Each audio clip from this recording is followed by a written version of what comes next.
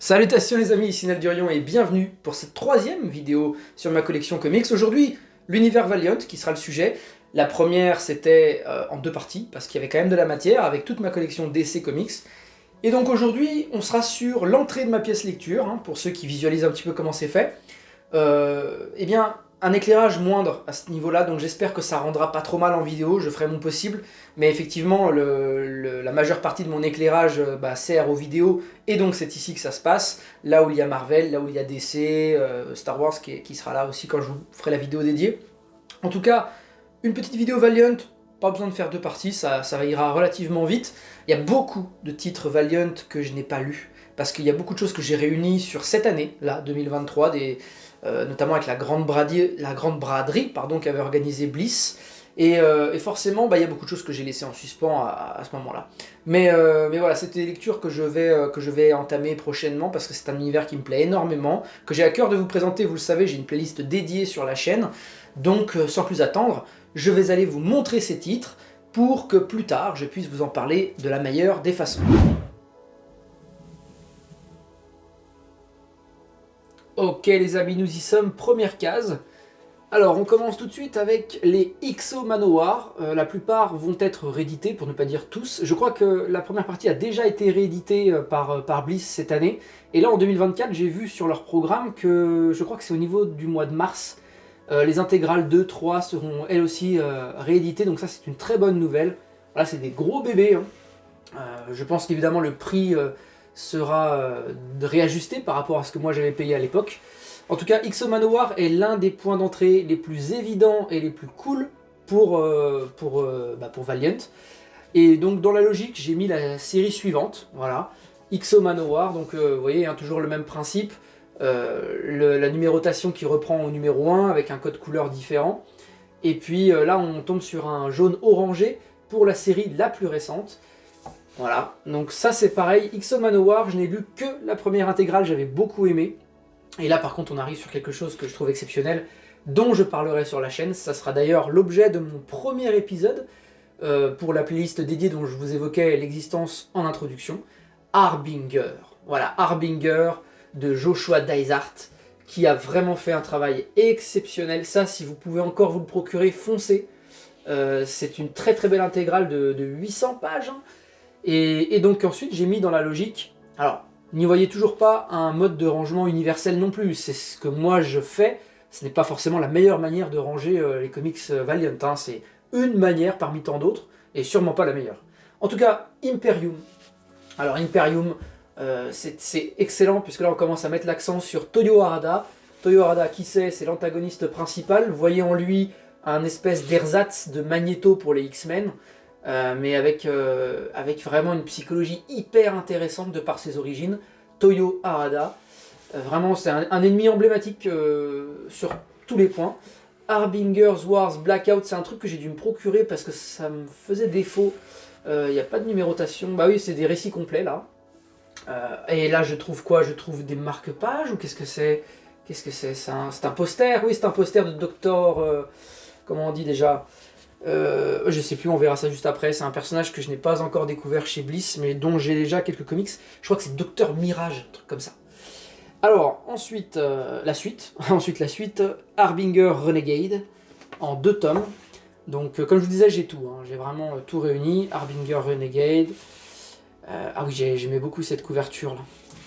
Voilà. Ensuite, The Harbinger, qui est le comics le plus récent sur Harbinger. Donc là vraiment on arrive sur un terrain inconnu pour moi. J'ai pas du tout été jusque là. Ça fait partie de mes objectifs. Génération 0, c'est un récit complet. Ambiance X-Men, jeune X-Men, un peu Gen V si vous avez regardé la série sur Prime Video. Ensuite Ninjak, alors là, ça c'est de la dinguerie totale.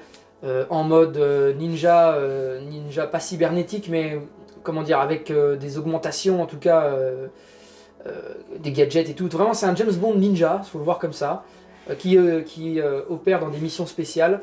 Ce personnage est extrêmement charismatique. Voilà, donc l'intégrale Ninjak. Vous voyez, Ninjak écrit en un seul mot. Pourquoi? Parce que la suite, Ninja K, je sais pas comment on prononce, eh bien, une autre intégrale, encore une fois.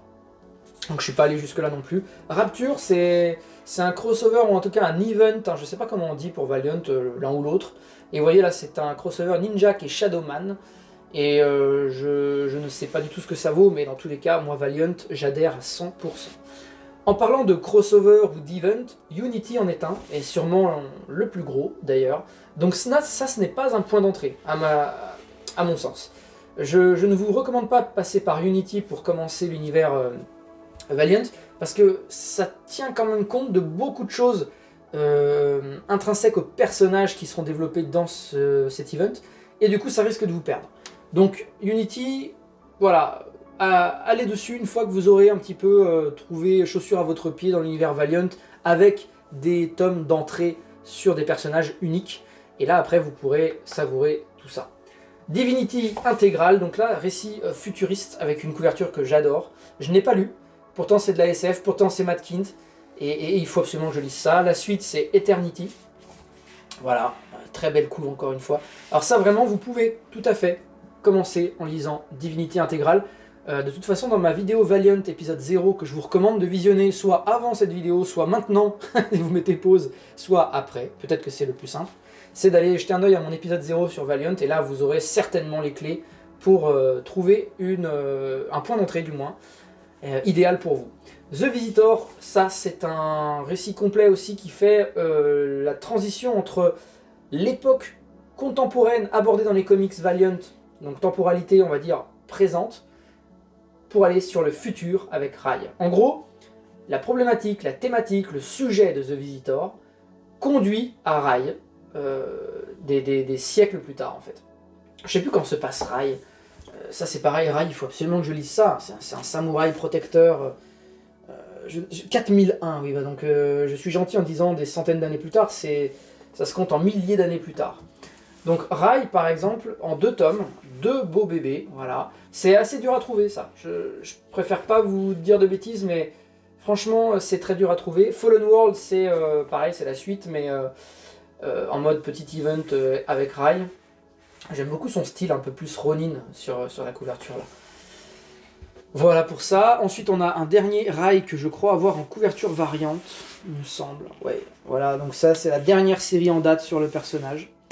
Et là, on arrive donc sur un autre point d'entrée possible pour vous, si vous aimez un petit peu tout ce qui est sciences occultes, vaudouisme, Shadowman. La Shadowman, moi, j'ai jamais lu. C'est une curiosité sur laquelle j'irai plus tard. De toute façon, vous savez, hein, l'univers Valiant, pour moi, c'est très, très, très récent. La plupart de tout ce que j'ai réuni là, c'est parce que certains pourraient se dire, mais mon sang, t'as tout acheté, mais t'as rien lu. Alors, l'explication, ça, c'est la série la plus récente. Voilà. L'explication est extrêmement simple. Chez Bliss, les tirages sont extrêmement serrés. La plupart, enfin tout, se fait de manière, comment on dit, en financement participatif, crowdfunding.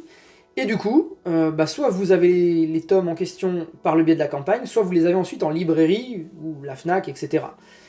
Mais c'est des tirages, comme je vous dis, très limités. C'est-à-dire que vous avez les contributeurs qui ont leur part, voilà, donc ça c'est comptabilisé, et vous en avez une part qui est dédiée au placement. Mais c'est très faible. Donc, quand ces tomes-là ne sont plus dispo, par exemple un Bloodshot, ou un XO Manowar que je vous ai montré tout à l'heure, et bien que font les spéculateurs ?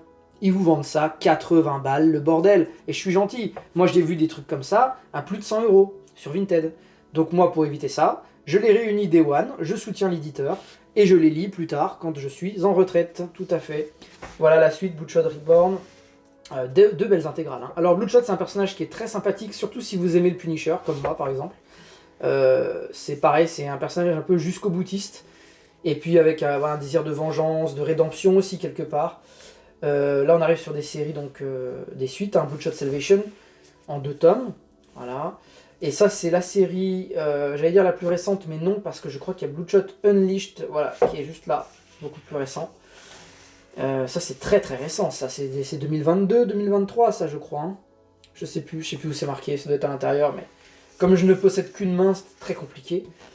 Là on arrive sur Eternal Warrior, donc ça c'est un personnage que j'ai découvert dans The Valiant, qui est un point d'entrée mais pas l'idéal, encore une fois. Ce personnage là est assez sympa, franchement, surtout si vous aimez un petit peu Conan, ou des trucs comme ça. Ce n'est pas mon cas, hein, je connais pas Conan, mais j'ai beaucoup aimé le personnage quand même. Mais voilà, Eternal Warrior, Book of Death, qui est un event aussi, dont le personnage que vous trouverez dans Eternal Warrior, eh bien, il est concerné par tout ça. On descend à l'avant-dernière case, les amis, avec The Valiant, dont j'évoquais justement l'existence là, il y a quelques instants. The Valiant, ça a été longtemps décrié comme étant le point d'entrée à aborder pour tout le nouveau lecteur. Pas du tout. Pas du tout en vrai, parce que les personnages sont... Alors déjà, c'est très court, hein, ça fait 120 pages. Vous aurez un aperçu extrêmement bref, et à mon sens, beaucoup trop bref pour vous décider sur quelle série aller, quel personnage suivre. Donc non, The Valiant, c'est un truc sympa, que vous pouvez lire, mais un point d'entrée, j'irai pas jusque-là. Oui, c'est simple à comprendre, mais en fait, ça vous donnera peut-être pas forcément envie de continuer, je trouve. C'est vraiment subjectif, hein, ce que je dis, bon, comme tout ce que je dis. Et là, on arrive sur des choses que je ne savais pas trop comment ranger. Psylords, je crois que c'est une couverture variante, ça aussi, que j'ai eu grâce à Bliss sur leur store. Ivar, Time Walker, voilà, c'est des choses, je ne sais pas où ça s'inscrit, mais il suffit de reprendre la chronologie qui est très bien faite par le site L'Antre des Psiotiques. Encore une fois, je vous renvoie à mon épisode 0, dans lequel j'aborde cette frise chronologique très très bien faite. K6 Killers, Incursion, je pense que c'est avec le guerrier éternel, ça quand même. En tout cas, voilà, je n'en ai pas plus d'idées. Savage, aucune idée de ce que c'est, je ne sais pas du tout. War Mother, je ne sais pas du tout non plus, mais c'est... Voilà, Docteur Mirage, donc j'avais bien raison, c'est bien ça, Docteur Mirage. Ne vous y trompez pas, ça s'appelle Docteur Mirage, c'est des récits complets, donc non numérotés, mais vous avez cette couverture-là, c'est la toute première, j'allais dire intégrale, oui, finalement. Toute première intégrale du personnage, c'est celle-ci, et la plus récente, c'est ça la couverture. Donc ne vous y trompez pas, parce que moi, quand j'ai voulu acheter Docteur Mirage, j'ai cru que j'avais fait un doublon. Alors que non, pas du tout, c'était deux récits bien distincts. Autant sur les dos, on distingue bien les choses, avec des nuances de bleu différentes et tout, mais en ligne, c'est beaucoup moins évident. Et surtout quand on n'a pas le sommaire. Là, on arrive sur un duo que tout le monde me dit, il faut que je commence. Tout ce qui est Woody et... putain, j'ai oublié l'autre nom, bordel. Quantum et Woody.